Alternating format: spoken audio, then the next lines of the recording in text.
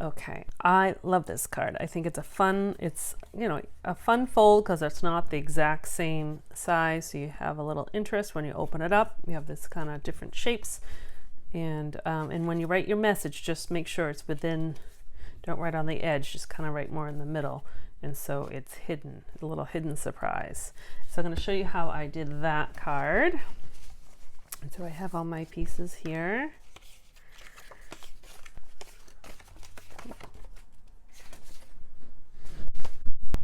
Okay, I gave you 2 squares just in case you needed 2.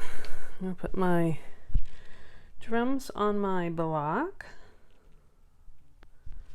All right. My ink.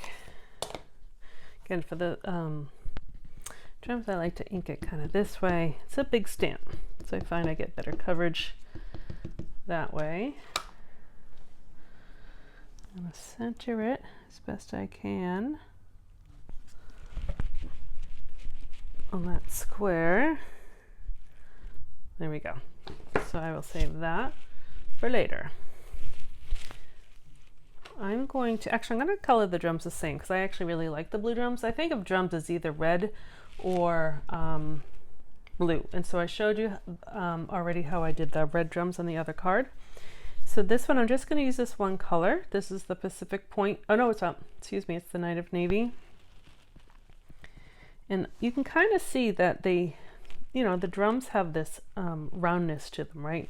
So that's kind of what the shading does on the stamp already. It kind of shows you the rounding. And so you can get into kind of like where the light source is coming from. When you look at something with light, then it's a lighter color, or sometimes you even see white on it. If you want to get kind of technical with your writing, your coloring rather. So I'm going to color both sides on the edges, on the sides of it darker. And then in the middle here, I'm going to do a lighter blue. Kind of to give that roundness. So I'm going to do the same thing kind of on this one. And you can certainly color them all the same. So they're just one color because there is shading in that stamp already. So it kind of gives that effect. And when we use the blender pen, we can also kind of play with it a little bit.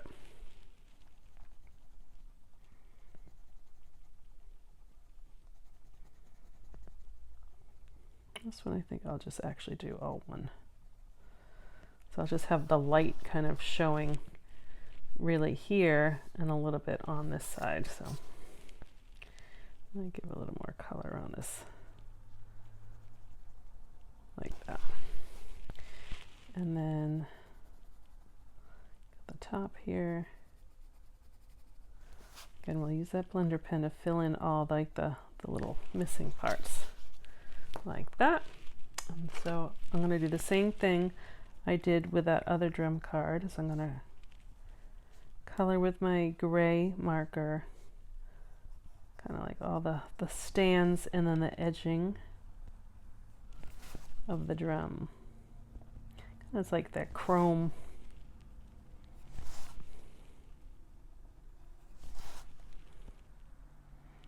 And sometimes drums have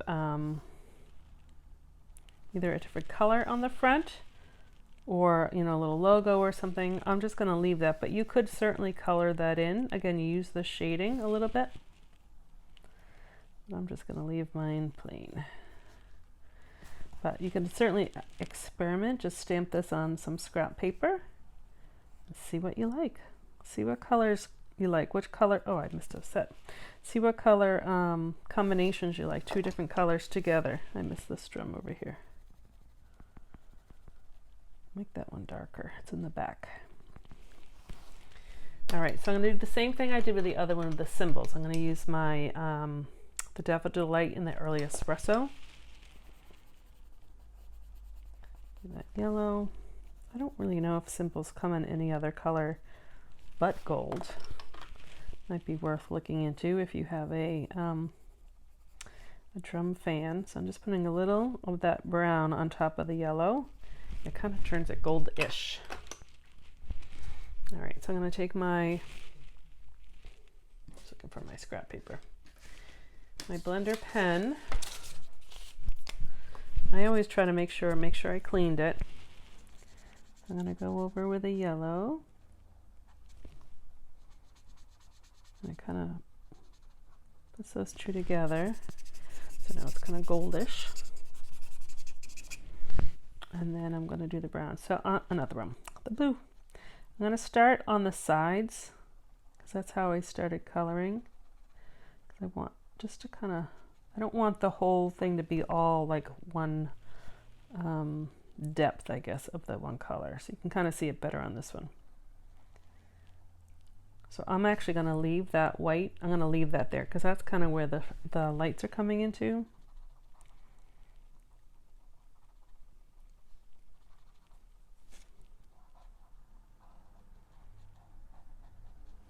All right, I think I got it all. All right, so there's my drums. So putting this card together, there's one little, I don't know if you can see it or not on here, one little trick I did. We'll stamp that first actually. So this one is Enjoy the Rhythm of Each Day, which I really like with the drum set. And I gave you 2 of these just in case. I'm going to stamp it, the words closer to that right side versus in the middle. You can certainly do in the middle and then you have some gray on both sides, but if I did that, so if this was here, I put this down, it was covering some of my drums, which is fine, but I wanted you to see more of them. So what I came up with is if I stamped it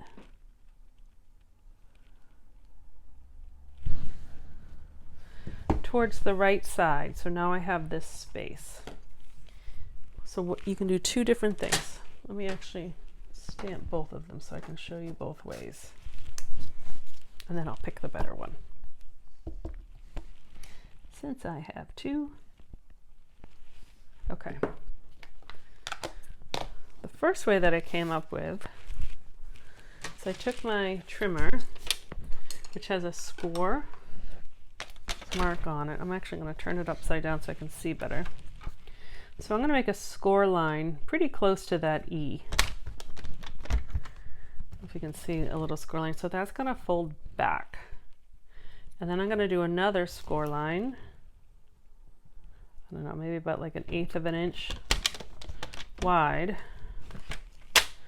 So that has 1 fold and this has 2 folds. So it has like that little tail. Now if that's not enough, let me do one more. Okay.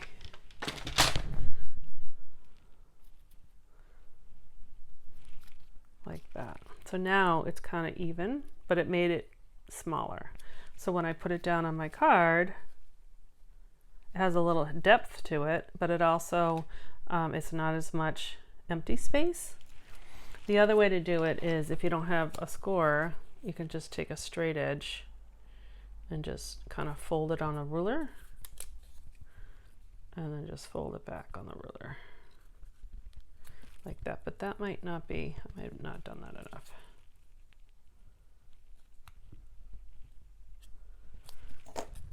Oops. Kind of squish it like that. That way I didn't have as much of that empty space. All right, so as we put this together, this card base is a little bit shorter. This piece is missing, but on purpose. So you have these kind of like bolts or something. This will fit right on here, like that. Kind of like all the nuts and bolts of the drums, you know, that you turn and twist it, all the stands. And then you have, let's see, make sure I have this. I don't know if it matters for the notes. I'm not all that musically inclined or understand notes. Make sure I didn't have it upside down. This is going to go on top of my gray piece, my smoky slate, I'll center it right there. And then my inside, it's just white. Put that down.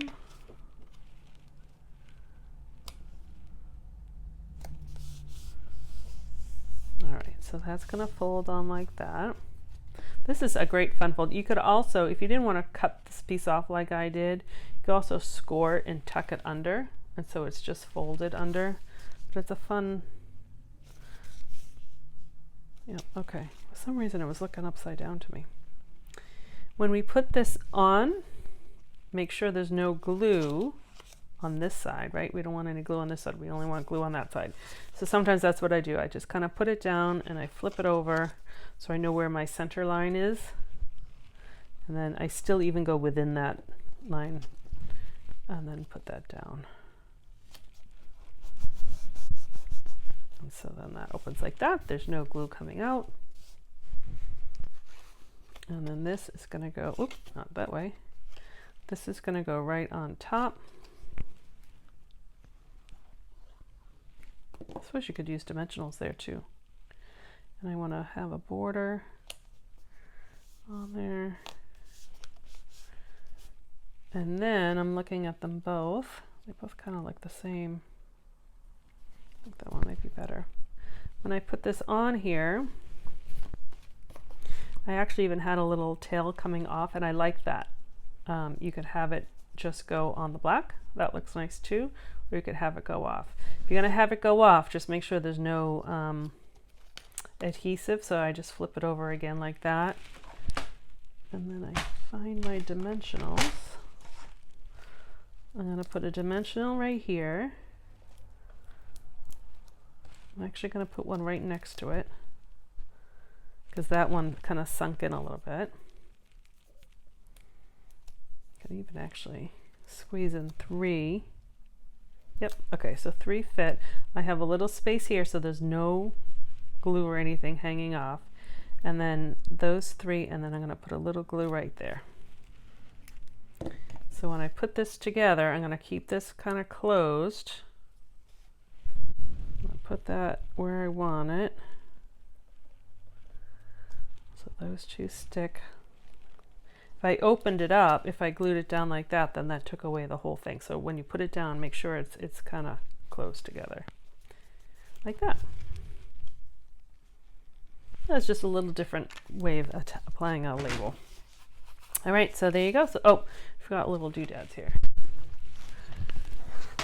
If you wanted some, I normally do 3, but since this is kind of asymmetrical, you know, it's asymmetrically balanced. It's not symmetrically balanced, meaning like this is not the same size as this, and then this is offset on this side, then this side is balanced. So I was kind of treating this label as one of my 3 little gems, because I generally do them in 3s. But I thought it actually looked better with the 2. Again, thinking, oh.